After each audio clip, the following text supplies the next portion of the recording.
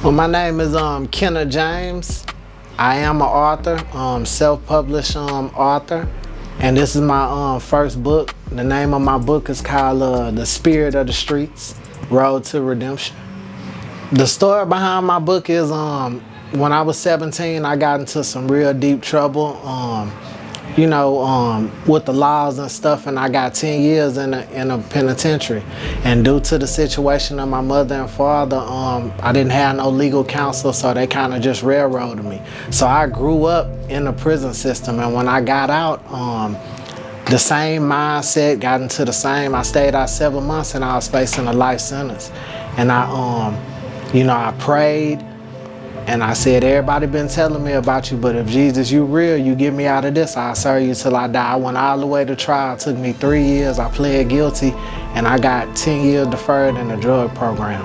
And that's just a long rundown. So I promised God that I was I'm just trying to make right on my promise and show people that coming from where I went from and where I'm at now, if I can do it, like, you can do it too. So I basically just want to give people inspiration and let them see that it's not over. And second chances, some people like take good on them second chances and actually make a life for themselves. And I built a company and with my fiance, and we doing pretty good. And I just want to share that how good the power of God. That's really what I wanted to, that's my message and what I want you to get from the book. Because people can tell you, you can read about it, but when you actually see the power of God in your life, it's a whole different feeling.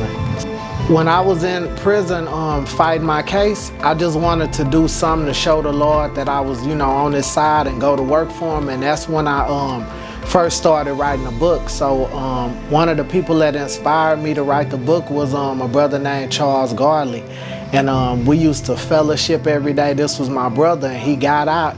And after being out a month, he got hit by a drunk driver trying to change his tire, and he actually died. So his name is in the book, and he just taught me a lot. I learned so much from him, and I just put it down on paper, and I started actually handing it out in prison, started making copies of it. And by the time I went to trial, my book was circulated on all floors in 1200 Baker. I had just the chaplain's office let me print them out, and I just passed them out on the floor, just trying to touch people and tell my testimony. They gave me a night to preach, and even though I had 4 aggravated robberies, I'm not even supposed to be working in the chaplain's office, but the things which are impossible with man are possible with God. So I got a job in there, ended up pushing my books, and I had made a little promise that when I got out, by any means, I was gonna do, keep my promise. You're not really supposed to promise God stuff, and so I wanted to make right on it. And that's the inspiration. That's how I started, and that was over